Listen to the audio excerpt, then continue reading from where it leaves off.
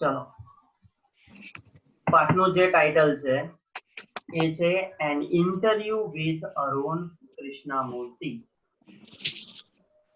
અરુણ કૃષ્ણમૂર્તિ એ એક પર્યાવરણ શાસ્ત્રી છે, એક એન્વાયરમેન્ટાલિસ્ટ છે કે જેણે બહુ જ નાની ઉંમરમાં એણે ખુદ પોતાની સંસ્થાની સ્થાપના કરી અને સંસ્થાની સ્થાપના કરે પછી એને પર્યાવરણ પ્રત્યે કેવા કેવા કામો કર્યા છે એને આપણે ખાસ આજે જોવા માટે જઈ રહ્યા છે. તો સ્ટાર્ટ કરીએ છે અરુણ કૃષ્ણમૂર્તિનું જે ઇન્ટરવ્યુ વાળો સીન છે એમાં. આ પહેલો પેરેગ્રાફ આપણી શોર્ટ નોટ પૂછાય છે, the most IMP short note of this unit. બરાબર, કે અરુણ એન્ડ યંગ એન્વાયરમેન્ટાલિસ્ટ. તો જોઈએ, ધ્યાન રાખજો, દરેકે દરેક પાર્ટ બહુ ઈઝી છે. બીજો પાર્ટ થોડો ઓકવર્ડ છે એટલે આપણે એને પછી કરીશું. ત્રીજો પાર્ટ સરસ મજાનો છે એટલે વાંધો આવશે નહીં. Arun Krishnamurthy was just 17 years of old when he founded the NGO Environmentalist Foundation of India, EFI. કહે છે કે જે છોકરો છે પર્યાવરણ શાસ્ત્રી એનું નામ છે અરુણ કૃષ્ણમૂર્તિ અને એ માત્ર કેટલા વર્ષની ઉંમરનો હતો? તો કે છે 17 years of age, માત્ર 17 વર્ષની ઉંમર. અને એને ફાઉન્ડેડ, અંડરલાઈન કરો, FOUNDED, સ્થાપના કરવી. બરાબર, અહીંયા હું તમને હાઈલાઈટ કરું છું, તમારું ધ્યાન આવે.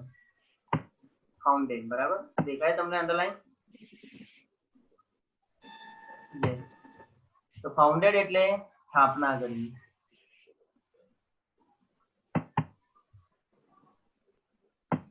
એક એનજીઓ ની એને સ્થાપના કરી. બરાબર, એનજીઓ નું પૂરું નામ નોન ગવર્મેન્ટલ ઓર્ગેનાઇઝેશન, એટલે કે બિન સરકારી સંસ્થા કે જેમાં સરકારનો હસ્તક્ષેપ બહુ જ ઓછો હોય, જેમ આપણે ટ્રસ્ટ કહીએ છીએ એવી રીતે એક પ્રકારનું એ ટ્રસ્ટની એને સ્થાપના કરી અને એનું નામ એને શું આપ્યું?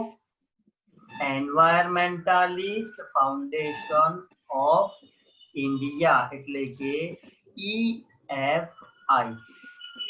E means environmentalist, F for foundation and I for India. એટલે એન્વાયરમેન્ટાલિસ્ટ ફાઉન્ડેશન ઓફ ઇન્ડિયા નામની એને એક સંસ્થાની સ્થાપના કરી. Beginning with the turtle walk. બીજો એક સ્પેલિંગ છે બિગિનિંગ એટલે શરૂઆત કરવી. તો કહે છે કે આ સંસ્થા એને શરૂ તો કરી પરંતુ એની શરૂઆત ધીમી ગતિએ થઈ. ધીમી ગતિ એટલે અહીંયા જો એક શબ્દ આપ્યો છે, કેવી ગતિ? તો ટર્ટલ વોક કીધું છે. બરાબર, ટર્ટલ એટલે કાચબો, વોક એટલે ગતિ, ચાલવાની. તો કે કાચબા ગતિ, મતલબ બહુ ધીમે ધીમે ધીમે એની શરૂઆત થઈ છે. A move to save turtle eggs and young hatchlings in Chennai. શા માટે એને આ શરૂ કરવું પડ્યું? તો એક મોસ્ટ આઈએમપી સ્પેલિંગ છે a move. a move એટલે એક પ્રકારની ચળવળ, એક પ્રકારનું આંદોલન કે જેમાં ટર્ટલ એગ્સ એટલે કે કાચબાના જે ઈંડા છે એ અને હેચલિંગ, મોસ્ટ આઈએમપી શબ્દ છે એ છે બચ્ચા. કે કાચબાના ઈંડા અને કાચબાના જે કેટલાક નાના નાના જે બચ્ચા છે એને ખાસ બચાવવાની એક એને શરૂઆત કરી. કેમ કે ઘણી બધી જગ્યાએ ઇવન અમદાવાદમાં કે ગામડે તમે ફરતા હોવ ક્યાંક જોયું હોય તો એવા કાચબા જે છે એ બહુ જ ખરાબ રીતે વેચાતા હોય. मार्केट में 500 रुपया, 1000 रुपया, 2000 रुपया, 5000 रुपया। એટલે પર્યાવરણ પ્રત્યે એને સૌથી પહેલું મોટું કામ આ કર્યું કે ગમે તેમ કરીને એ જે બચ્ચા છે, ઈંડા છે, એને બચાવવાનું. ને શરૂઆત ક્યાંથી કરી? તો મેઇન સિટી એનું છે બર્થ પ્લેસ ચેન્નઈ. તો કે ચેન્નઈમાંથી એને શરૂઆત કરી. થોડા સમય પછીની વાત છે કે today Arun and his team of volunteers. આજે અરુણ અને ટીમના જે વોલન્ટિયર્સ છે, વોલન્ટિયર્સ એટલે અંડરલાઈન કરો સ્વયંસેવકો. તો કહે છે કે આજે અરુણ અને એની ટીમના જે કેટલાક સ્વયંસેવકો છે એમણે શું કામ કર્યા છે? તો કે છે હેવ ક્લીન્ડ બીચીસ. એમને અલગ અલગ બીચ એટલે કે દરિયા કિનારાની સાફ સફાઈ કરી છે. વેરિયસ વોટર બોડીઝ, અંડરલાઈન કરો વેરિયસ એટલે વિવિધ, અલગ અલગ. આગળનો સ્પેલિંગ છે વોટર બોડીઝ એટલે જળાશય. જે કોઈ પણ પાણી વાળો પ્લેસીસ હોય, તમે આઈ થિંક છઠ્ઠા ધોરણમાં SS માં ભણી ગયા કે પાણી વાળો જે કંઈ પણ પ્રદેશ હોય એને શું કહેવાય? જળાશય. એ પછી નાનો નદી હોય, તળાવ હોય, દરિયો હોય કે વોટર. ખાસ કયા મોટા 4 શહેરોની અંદર? બરાબર. તો દરિયા કિનારા અને જળાશયોને સાફ કર્યા છે. એમને મેઇન શહેરો તો કે ભાઈ ચેન્નઈ, હૈદરાબાદ, શોર્ટ નોટમાં લખવાનું છે ને ધ્યાન રાખજો, દિલ્હી, ચોથું શહેર કોઇમ્બતુર અને પાંચમું છે પોંડિચેરી. બરાબર. આપણે પુડુચેરી જે વંચાય છે પણ એને કહેવાય પોંડિચેરી. તો કે છે કે આ મેઇન જે મેજર 5 સિટીઝ છે, તો મેઇન જે મોટા 5 શહેરોમાં એને આ આંદોલન, આ ચળવળ, એક કામ શરૂ કર્યું કે ગમે તેમ કરીને પર્યાવરણ માટે, પાણી માટે દરિયા કિનારા અને અલગ અલગ જે જળાશયો છે એને સાફ કરવામાં. પ્લસ એક્સ્ટ્રા શું કામ કર્યું છે એ? તો ધ ટીમ, આખી ટીમના સભ્યો જે છે એમણે ક્લીન લેક્સ એટલે કે એમને તળાવો સાફ કર્યા છે. બીચીસ એટલે કે દરિયા કિનારા સાફ કર્યા છે. ઝૂઝ એટલે અલગ અલગ વિસ્તારોમાં જે કંઈ પણ પ્રાણી સંગ્રહાલયો છે એની પણ સાફ સફાઈ કરી છે. પ્લાન્ટ ટ્રીઝ, વૃક્ષારોપણ કર્યું છે. અઢળક એવા વૃક્ષો પણ એમની ટીમના મેમ્બર્સે ઉગાડ્યા છે. આગળ છે educate people through street place. Street place એટલે તમને ખબર છે શેરી નાટક કહેવાય. શું કહેવાય? શેરી નાટક. એજ્યુકેટ અંડરલાઈન કરો. એજ્યુકેટ એટલે શિક્ષિત કરવું.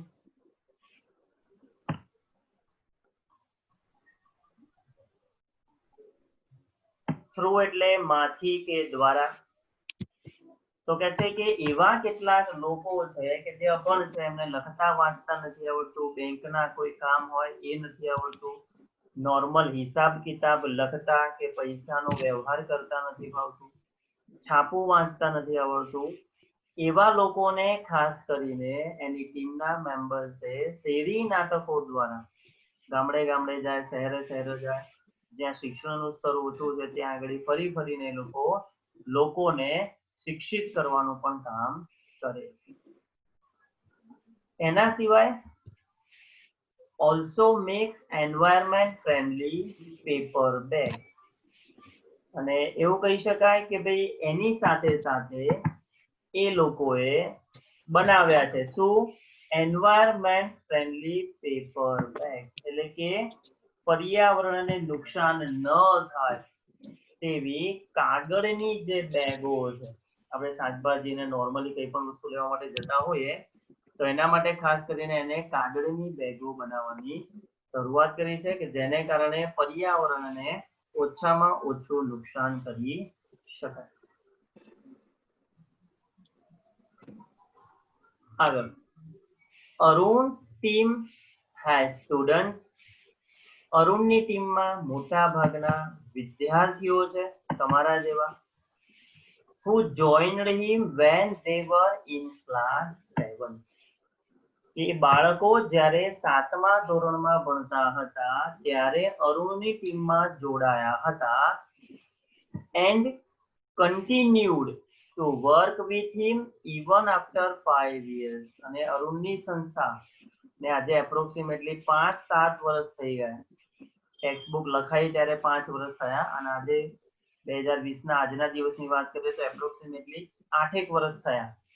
તો કહે છે કે 7મા ધોરણમાં ભણતા બાળકો ઇવન 5, 7 કે 8 વર્ષે સુધી પણ એ લોકો કન્ટિન્યુ રહે છે. જ્યારે પણ જરૂર પડે ત્યારે અરુણ અને એની ટીમના લોકો પર્યાવરણની સાફ સફાઈ માટે અને બીજા અન્ય કોઈ સમાજ સેવાના કામ માટે હંમેશા રેડી રહે. એટલે આ આપણી થઈ એક શોર્ટ નોટ અરુણ અને એની ટીમનું જે કામ છે એ. બેઠે બેઠું લખવાની, ગાઈડની કોઈ જ હેલ્પ કરવાની જરૂર છે નહીં. 1-2 એવા સ્પેલિંગ્સ યાદ રાખી લેવાના એટલે તમારે ઈઝી પડી જાય. કમ્પ્લીટ. આ વાત હતી અરુણની પોતાની. હવે આપણે વાત કરીએ છીએ કે એને ઇન્ટરવ્યુમાં પૂછેલ પ્રશ્નોની. બરાબર, ચાલો.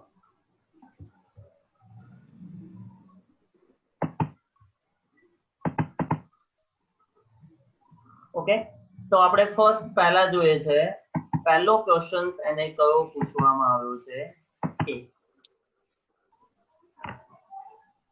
which experience as a child, કે છે કે તમે નાના હતા ત્યારે એક્સપિરિયન્સ આવડે જ, અંડરલાઈન કરવાની કોઈ જરૂર નથી. કયો અનુભવ ઇન્સ્પાયર્ડ યુ, અંડરલાઈન કરો. ઇન્સ્પાયર એટલે પ્રેરણા.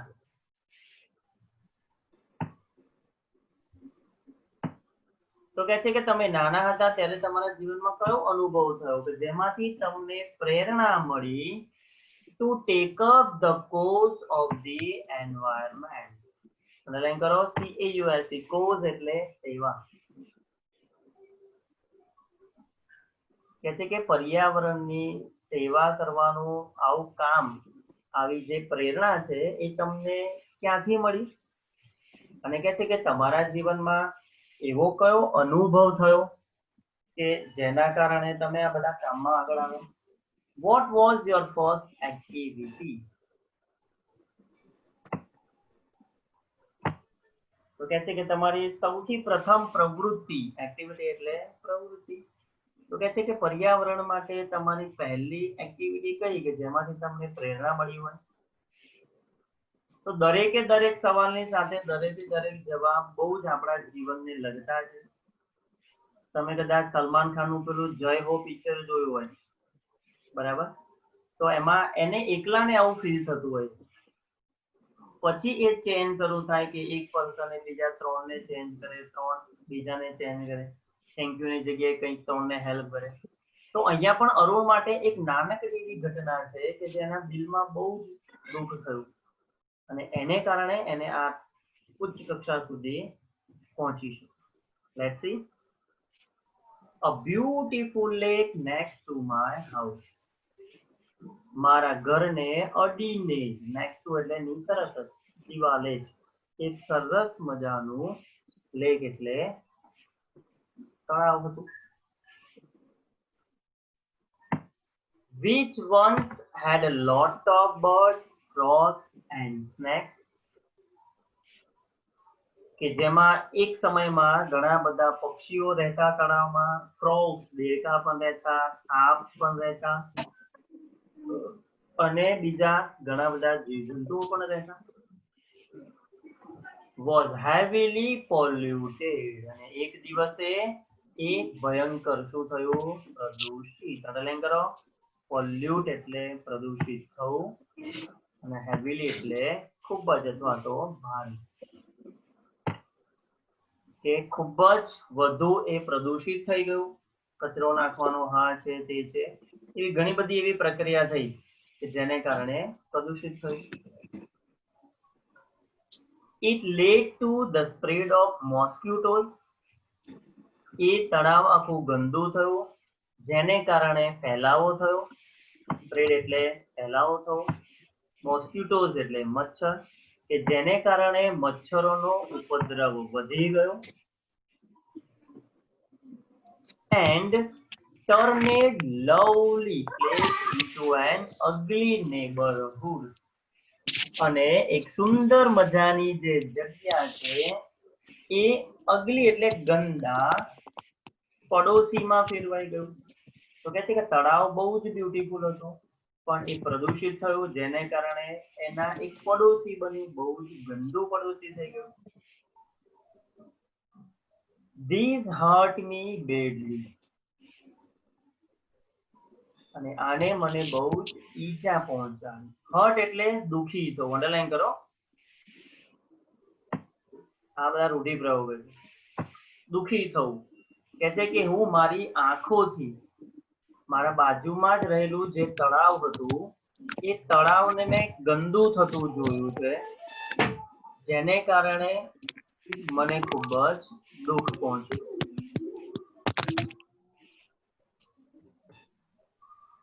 And I wanted to do something about it.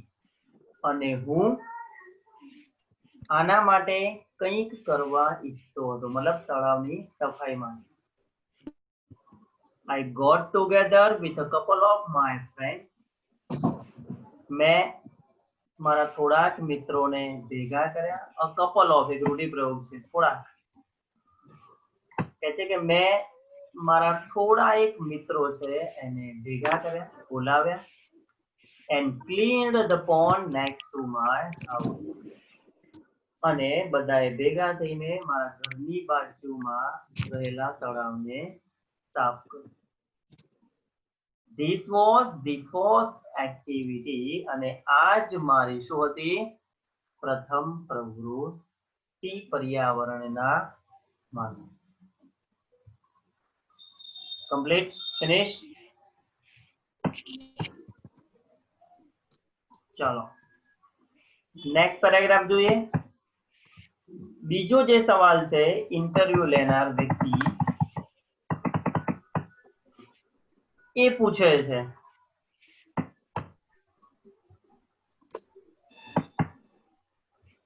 કે what kind of support did you get from your parents and teachers?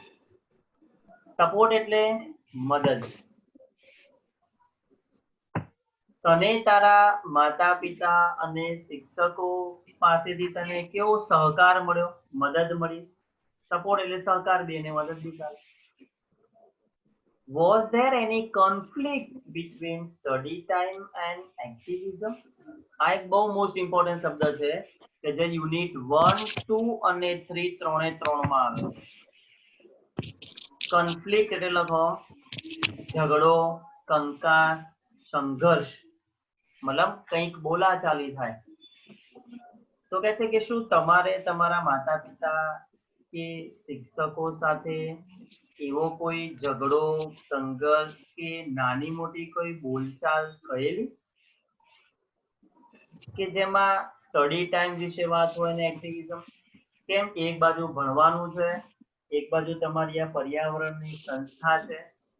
તો કહે છે કે શું એવો ક્યારે કોઈ નાનકડો સંઘર્ષ, નાનકડો ઝઘડો કે એવું કોઈ માથાકૂટ જેવું થયું છે?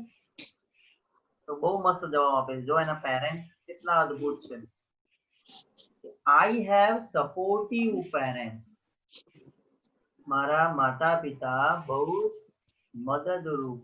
સપોર્ટિવ એટલે મદદરૂપ, મદદગાર. તો કહે છે કે મારા માતા પિતા મને બહુ જ હેલ્પફુલ છે, બહુ જ મદદરૂપ. Who understood that, જેઓને ખબર છે કે my interest was the environment. મારા માતા પિતાને પણ ખબર છે કે મને પર્યાવરણમાં જ રસ છે.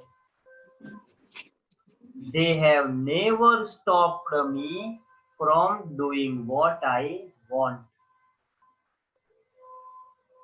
મારા માતા પિતાએ મને ક્યારે રોક્યો નથી from doing what I want. મારે ખરેખર જે કંઈ પણ કામ કરવું ગમે છે, હું જે ઈચ્છું છું એ કામ કરતા મને મારા માતા પિતાએ રોક્યો કે ટોક્યો.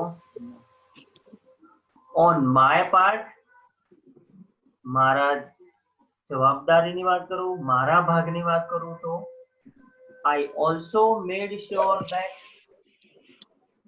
રૂઢિપ્રયોગ છે અહીંયા made sure એટલે ખાતરી આપી. મેં પણ મારા માતા પિતાને ખાતરી આપી, વચન આપી કે that I did not fail my parents anyway. અહીંયા fail એટલે નિષ્ફળની વાત નથી કરી, નિરાશાની વાત. કે એને એ પણ વચન આપ્યું, એ પણ પ્રોમિસ કર્યું કે ગમે તેમ થશે હું તમને ક્યારે નિરાશ કરીશ નહીં. કોઈ પણ ભાગે તમારે સાંભળવું પડે, તમારી ઇજ્જત ઓછી થાય, ડાઉન થાય, તમે નિરાશ થાવ એવું કોઈ કામ હું કરીશ નહીં. I always inform them about everything that I did. Did એટલે ભૂતકાળની વાત છે કે મેં ભૂતકાળમાં જે કંઈ પણ કામ કર્યા છે તો એના વિશે હું મારા માતા પિતાને હંમેશા જણાવી દેતો. મતલબ અગાઉથી ઇન્ફોર્મ કરી દેતો કે પપ્પા મારે આમ કરવાનું છે, મમ્મી મારે આ જગ્યાએ જવાનું છે, મારે બહેનપણીને જવાનું, ઘરે જવાનું છે, ફરવા જવાનું છે, કે કોઈ પણ હોય એ ઇન્ફોર્મ કરી દે. જુઠ્ઠું બોલીને જવાનો કોઈ મતલબ નથી. And took their advice અને હંમેશા માતા પિતાની એ સલાહ લેતો before jumping into action. Action એટલે ક્રિયા. કે એ કોઈ પણ ક્રિયા કરે, એ કંઈ પણ કામ કરે એના પહેલા એ હંમેશા એના મમ્મી પપ્પાની સલાહ લે. બે મિત્રો બાજ્યા હોય કે બે બેનપણી બાજી હોય અને ત્રીજી છોડાવા જાય તો એ કોને છોડાવે? એની પ્રિય બેનપણી હોય, એની જેની જોડે લાગણી હોય ને, ભલે એનો વાંક હોય કે ના હોય. તો અરુણે જે કંઈ પણ કામ કર્યું છે તો હંમેશા એના માતા પિતાની એ સલાહ અવશ્ય લેતો. પપ્પા મારે આમ કરવું છે, હું કરું કે ના કરું, આ તે વગેરે જે કંઈ પણ બાબત હોય, સારી હોય કે પછી ખરાબ. આ જ વાક્ય બહુ ઇમ્પોર્ટન્ટ છે આખા પાઠમાં કે એ હેલ્પ એ ચોક્કસ કરતો અને એની સલાહ સૂચન પણ લેતો. કમ્પ્લીટ. સેકન્ડ ક્વેશ્ચન ને હાફ સુધી આપણે રાખીએ છીએ, બરાબર? આજે મતલબ આટલે સુધી. બાકીનું જે બીજું સેશન છે એમાં આપણે ગ્રામરમાં કન્જક્શન્સ આપણે કરીએ છીએ. ત્યાં સુધી વાંચી લો બેટા. જે કંઈ પણ લાઇન્સમાં ખબર નથી પડી, આપણી પાસે 2.5 મિનિટ છે. જસ્ટ ચેકઆઉટ, ફરીથી રીજોઈન પછી થઈ જજો, બરાબર? ચલો વાંચી નાખો ફટાફટ.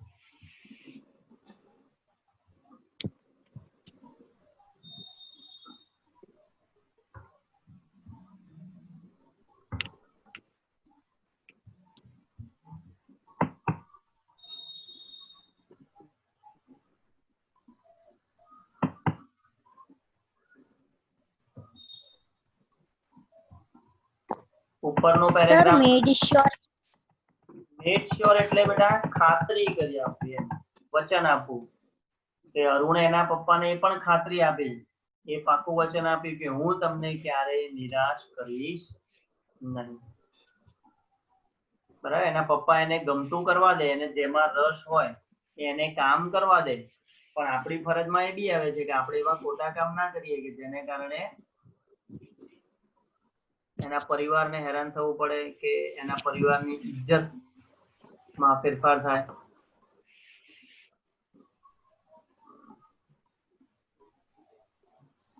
दीदी